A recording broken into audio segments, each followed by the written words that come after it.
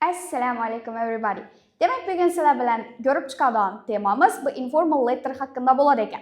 Eldeki derslerimizde bize informal letter'a giriş etkenmiz. Ama indi bugün bize sample answer yazamız ve sample answer'ımızı bir yandan analiz etip çıkıp içinin grammatikası, vocabulary'si, polni hamma narsasini tahlil qilib chiqamiz aka o'rtoqlar.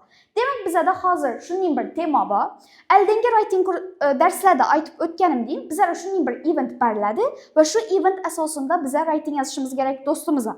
Demak, bu temamizda aytib qo'ydi bizlar. You recently registered for a weekend photography workshop. A few days later, the organizers contacted to you. Demak, xatni o'qib chiqamiz endi, ya'ni shu fotografiya workshopni organizeri menga xat yozgan. Shu xatni o'qib turaman va shu xat asosida men do'stimga vaj yozishim kerak bo'lar ekan.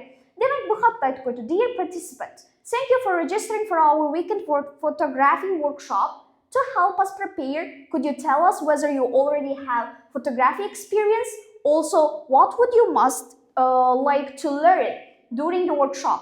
Your input will help us design the program. Photo Art Academy. Demek bizlere Photo Art Academy yazgan ekan. Bizlar aytib turibdi bu. Seni shu bizani fotografiya workshopimizga registratsiya etganingga xursandmiz. Senda eldan tajriba bormi bu soha bo'yicha yo yo'qmi? Shuni bizlarga ma'lum et. Shunga qarab biz seni guruhlaymiz deb aytib qo'yibdi savolimizda. Ana endi biz shu polni letterdan kelib chiqqan holatda do'stimizga xat yozamiz. Bizga task beriladi. Write a letter to your friend who is also interested in art to inform about the letter you received by Photo Art Academy and what you want to learn during the workshop. Deb aytib qo'ydi. Bizga shunday bir uzum deyin, ya'ni san'atga qiziqadigan do'stimga aytishim kerak. Shu men registratsiya etganimni va bu kurs davomida novlarni o'rganishni xohlayman. Shu haqida do'stimga aytib berishim kerak. Ana endi biz hozir sizlar bilan bir dona essay yozamiz, ya'ni letter yozamiz. Shuning ichida qo'llaniladigan informal letter uchun kerak bo'ladigan grammatika va vokablarni bir yandan ko'rib analiz etamiz. Demak endi sizlar bilan ko'rib chiqadigan narsamiz biz sample answerni analiz etamiz va ichida chotki bo'ladigan yuqori leveldagi grammatika va vokablarni bir yandan analiz etib chiqamiz o'rtoqlar. Demak ketdik. Biz birinchi bo'lib sample answerimizni o'qiymiz. Bu yerda novlar berilgan. O'zi sample answerni biz novga qarab yozdik. Ya'ni bizga berilgan eventni do'stimizga yetirib berishimiz kerak. Ya'ni informal letter. Demak biz birinchi bo'lib greeting qismidan boshlaymiz ekan. Greeting qismi. Greeting qismi ya'ni salomlashuv. Do'stim bilan salomlashib boshlashim kerak. Bunga doğrudan-doğru salom yaxshimisan deb ketib bo'lmaydi. Aytsa bo'ladi, lekin darajasi past bo'ladi unda. Akademik so'zlar bilan ketsak nechik bo'ladi? Bizda Dear Anna. Dear Anna degan qadrli Anna, ya'ni do'stimning ismi. Biz buni yana bir alternativini yozishimiz mumkin. Boshlanishidan Dear Anna, Dear Anna, Anna yoki bo'lmasa Hey my friend desak ham ikkisini darajasi bir xil ekan. Ya'ni men greeting qismini informal letterimda Dear Anna deb boshlasam ham bo'ladi, do'stimning ismini yozib, yo bo'lmasam Hey my friend deb boshlasak ham bo'ladi. Bu greeting qismi. Ana endi bizning keyingi o'rinda turadigan narsamiz o'rtoqlar, introduction.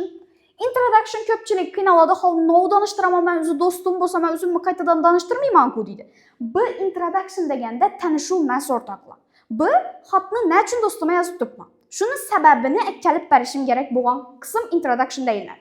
Ya'ni bizda it has deb boshlangan yerdan shu joyimizgacha polnista bu introduction bo'lib biladi. Ana endi introductionda novlarni foydalanaman. Nechik grammatika kerak, nechik vokab kerak, bir yandan analiz etamiz.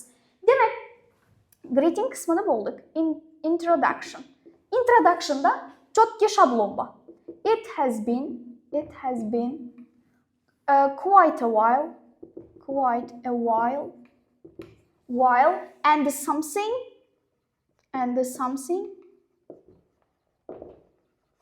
something really worthy sharing happened during process. Bu degan nima o'rtoqlar? Bu bizda shunday bir shablon ko'p studentlar so'raydi, davomli ishi informal letterni boshlanishini nechik shablonlar to'g'ri keladi. Doğrudan doğru bize how are you doing ya bo'lmasa how are you deb boshlab bilimiz. Bu darajamizni sal pasaytirib tashlashi mumkin. Shuning uchun bize akademik so'zlardan foydalanib shunday bir gap yozishimiz kerak. Ya'ni it has been quite a while and something really worthy sharing happened degan o. Bize sen bilan yozishganimizga ko'p vaqt bo'ldi do'stim va shu oralikda shunday bir sen bilan bo'lisha arzidon narsa sodir bo'ldi. During degan bilamiz davomida Novi davomida. Masalan, men bir yozib qo'yibman registration for a weekend photography workshop. Men shu hafta oxirida bo'ladi bu fotografiya workshopini registratsiya etayotgan vaqtimda shunday bir cho'tki narsa sodir bo'ldi degandanmi? Ya'ni biz xotimizga girib aytib turibmiz, hozir sana shu sodir bo'lgan narsani aytib beraman degan ma'noni anglatadi bu. Buni polning hamma informal letterlarda ishlatsangiz bo'ladi, lekin shu proses yerine bize temani yozishimiz kerak. Temani polnisda ko'chiribmiz, tema nima haqida gap ketib turibdi. Masalan, restorana tashrif buyurganmiz, shuni do'stim aytib berjakman. Men aytishim mumkin, happened during my visit to restaurant deyishim mumkin. Restoranda bo'lgan tashrifim davomida sodir bo'lgan narsani sana aytib berjakman degan ma'no kelib chiqadi. Bu demak introductionimiz uchun любой bir informal letterda yetadigan cho'tki bo'lgan shablon. Ana endi bize introductionimizning ikkinchi qismini o'tamiz. Ya'ni men doğrudan doğru nima bo'layotganligini aytdim do'stima. Ana endi aniq sababi o'tishimiz kerak. Bir sho'rdan sho'racha bo'ladi. Knowing your passion for creative arts, I immediately thought you might be equally enthusiastic about it. Bu degan novi o'rtoqlar. Bizning introductionimiz ikki qismdan iborat bo'ladi. Birinchisi shunchaki hol-ahvol so'rayman va ikkinchisi xatimning maqsadi. Ne uchun aynan do'stima yozyapman? Bir aytib qo'yman. Sen shu orta qiziqqanligingni bilganligim sababli birinchi bo'lib kallamasan kelding shu gapni aytishim uchun deydi. Biz endi doğrudan doğru verb ing berib turib, bu yerda noun clause atib virgül qo'yib, bu yerda polni clause sentence aytganimiz novi formula bu. Bu formulamiz o'rtoqlar participle clause. O'rtoqlar, ingliz tilida shunday bir participle clause degan narsa bor. Bu nishab keladi. Bizlar birinchi bo'lib gap beradi verb ing yoki bo'lmasam bizada kelishi mumkin bo'ladigan narsalar object keladi. Virgül qo'yamiz, keyin close sentence keladi. Verb plus object. Ya'ni close sentence. Bu degan nima o'rtoqlar? Agar gapimni boshindami verb ing berib, izimdan ot berib ketsam, virgül qo'yib turib, yana close sentence'ni berib ketadigan bo'lsa, bu sababli deb tarjima etiladi. Sababli. Ya'ni shu joyimiz sababli deb ketadi. Masalan, men aytishim mumkin, learning English, I got a certificate. İngliz tili o'rganish sababli men sertifikat oldim deyishim mumkin. Bu yerda aytib qo'ydi. Knowing your passion. Ya'ni knowing degan bilganligim sababli, passion for degan ham bir o'zi so'z bu. Ya'ni uchun qiziqish. Kreativni artlar uchun qiziqishingni bilganligim sababli men seni birinchi bo'lib kallamasan kelding shu haqida aytish uchun deydi. Keyin bizda shunday bir shikanniy bir so'z bor shuda equally enthusiastic degan men bilan barobar qiziqasan shunga. Masalan, I am equally enthusiastic about English with you desam. Men sen bilan birgalikda deng ingliz tiliga qiziqaman desam. Bu vokabimizga kiradi ekan. Tushundingmi? Bu yerda hozir biz participle clause o'tdik va shu bilan birgalikda cho'tki bo'lgan vokabni ko'rib chiqdik. Ana endi bizning keyingi etadigan ishimiz bu main body 1. Ya'ni main body'imizda biz aytishimiz kerak, xatning asosiy mag'ziniga keldik. Nechun yozib turibmiz uni? Yozib turishimning sababi Polly Mayanki menejer menga yozgan xatni aytib berishim kerak birgamni. Ana endi buni boshlash uchun, main body'ni boshlash uchun bizga informal bo'lgan girish so'zlar kerak. Bizga bu yerda to be honest ishlatishimiz mumkin. Mana alternativlari novi. To be honest. To be honest, ishlatishimiz mumkin o'rnina in fact va shu bilan birgalikda actually. Bu bizada informal so'zlar aytiladi. Ko'pchilik ishining main body'lari girish qismina girish so'z yoz desalar to begin with, on the one hand, o'zi hozir handlarni diqqat tashlaydilar. Ula gerekmidi. Ula öte derecede formulli bo'lgan söz. Bizlere informal bo'lişi gerek sözümüz ve şu bilen birlikte akademik bo'lişi gerek. Ve bizlere main body'mi başlaşım için to be honest, in fact, actually degan sözlerini işletemiz libboy bir informal letter için. Ve bunu izine devam etemiz. Ama indi, to be honest, my photography skills are still rather elementary. Still rather elementary. Limited with casual phone shots, which has made me join in their team to master special areas like natural light and creating more compelling photos. Ama indi beden audio ortakla. Aslını alıp qaraganda məni şu surata aladığım qabiliyyətlərim azginçəgənə elementary. Yani doğrudan doğru bize de yine bir нәрсе айтып öteyim. Letter kısmımızda aynısı dosta yazganda bizlere sıfat dereceleri gerek ortakla. Sıfat dereceleri ve şu bilen birlikte bir sözünü derecelep verişim gerek. Doğrudan doğru məni qabiliyyətim elementary'den məndə. Azginçə elementi şu ne desem boladı. Başlangıçroq dep aytıb ketişim gerek. Şu vaxtda bizlere still rather degan sözümüz gerek boladı ekan. Still rather'ın liboy bir sıfatını əldən işlətib biləməm. Şunun rock deyişim üçün. Məsələn, I'm still rather lazy. Mən bittə dəngesəraqman. Bedam aytdım, məni dərəcələrim bittə pastroq. Limited with degan bilen çekləngan. Düşünün, her daim casual phone shots degan, her gün şu gündəlik rəsm alışla bilen çekləngan məni qabiliyyətlərim.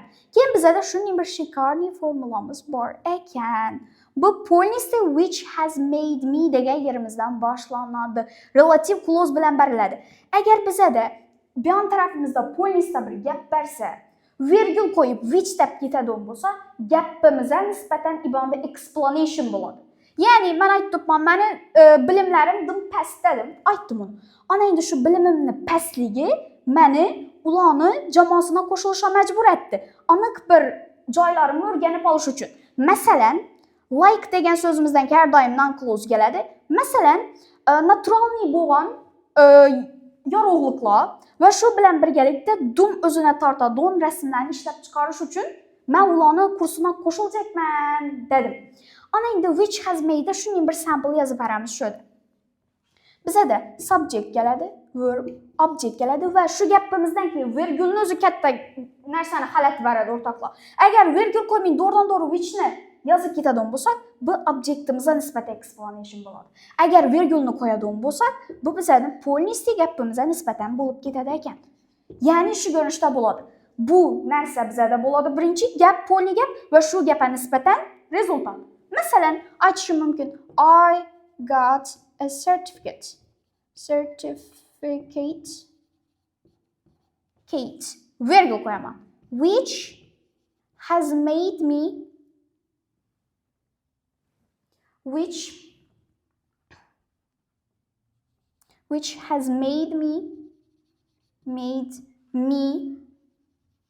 enter university. Enter the universe.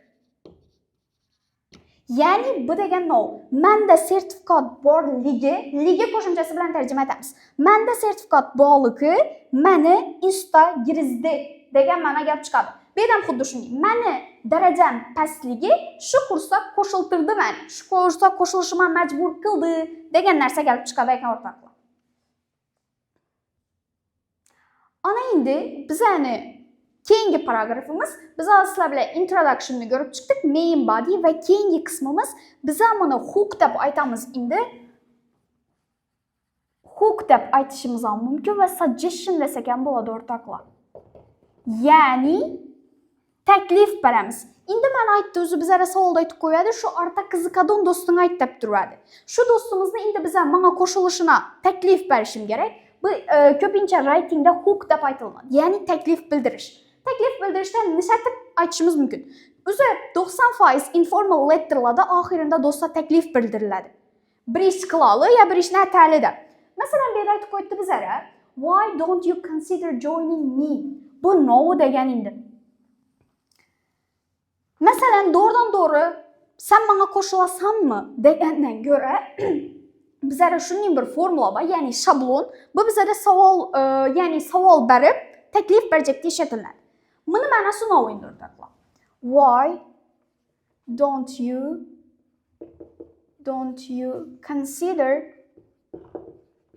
consider joining bir verb ing koyamiz ve so'roq bo'ladi. Bu formulamız ne olur? Why don't you consider degani şu ishni atasanmi deb bize tercüme etamiz. Hozir buni bize tercüme so'zma-so'z tercüme etadigan bo'lsak, "Nechun shuni o'ylamading?" degan gap kelib chiqadi. Lekin buni bize informal letter'imizning oxirgi qismida, liboy bir informal letter'da ketadi. Taklif berjekda. Taklif berjekda ishlatadigan bo'lsak, bize şu ishni men bilan qilishga rozimisan? Ya'ni rozimisan degan ma'noda anglatiladi. Masalan, bu yerda aytib qo'yibdi, "Menga qo'shilishga rozimisan sen?" degan ma'noda anglatgan. Ya'ni taklif berib turibmiz. Va mana izini o'qiydigan bo'lsak, "It will be fun, educational and a chance to share this new experience together." Bu aytib qo'yibdi, bu narsa, ya'ni bu jarayon ishi bizani sammayona kelib kursa qo'shilishing, ikkimizni borishimiz sho'ra ajoyib, qiziqarli bo'ladi, educational bo'ladi, ya'ni ta'limga oid bo'ladi. Va shu bilan birgalikda shunday bir shans bo'ladi, shu toza experience-ni, tajribani birgalikda bo'lishimizga chotki shans bo'ladi deb biza aytib o'tdik. Biza shu bilan birgalikda taklif berdik do'stimga va shu taklif berganimning sababini ham aytib o'tib ketishim kerak. Masalan, menga qo'shil deb aytib turibman, sen qo'shilsang men bir ishni aytsak bo'ladi deb turib, izini qisqacha aytib explanation berib ketishim kerak. Va biza who qismini, ya'ni suggestion qismini tugatganimizdan keyin bizada ending qismi bor ekan o'rtoqlar. Ending qismida biza qisqacha aytib tugatamiz informalni. Formulada lekin aksincha nabar o'tadi, ko'proq yozishimiz kerak. Shunda bizga ball ko'proq beriladi. Lekin informalimizda qisqa akademik so'zdan foydalanishimiz kerak va ma'noli bo'lishi kerak. Biza I look forward degan so'zimiz bor. Bu intiqlik bilan kutaman. Ana endi shu I look forwardni biza informal o'tirishimiz uchun, ya'ni shu gapni I look forward so'zini bu formal so'zimiz. Biz buni informal o'tirishimiz uchun ko'pincha informal gaplarda ega qatnashmaydi. Buni biza doğrudan-doğru look forward to something. Bu informal. To look forward to verb ing deganimiz shu bir narsani qilishni intiqlik bilan kutaman. Ya'ni bir aytib qo'yman, look forward to hearing your thoughts. Emily, seni fikrlaringni eshitishni intiqlik bilan kutaman deb tugatamiz va shu bilan birgalikda o'zimizni ismimizni yozib qo'yamiz qisqacha. Ana endi o'rtoqlar, biz sizlar bilan Polni informal letterimizni ko'rib chiqdik va shu bilan birgalikda uni analiz etdik. Demak o'rtoqlar, sizlar bilan ko'rib chiqqan narsalarimiz bugun informal letterni sample answerini ko'rib chiqdik va birma-bir grammatika va ajoyib bo'lgan lug'atlarni analiz etib chiqdik. Keyingi darslarimizda bizlarni kuzatishda davom etinglar. Hali bu boshlanishi. Keyingi darslarimizda bizlarga informal letter nechik tonda yoziladi, nechik struktura kerak bizlarga va nechik vokablar bizlarga chotki ball olib berishini o'rganib chiqamiz o'rtoqlar.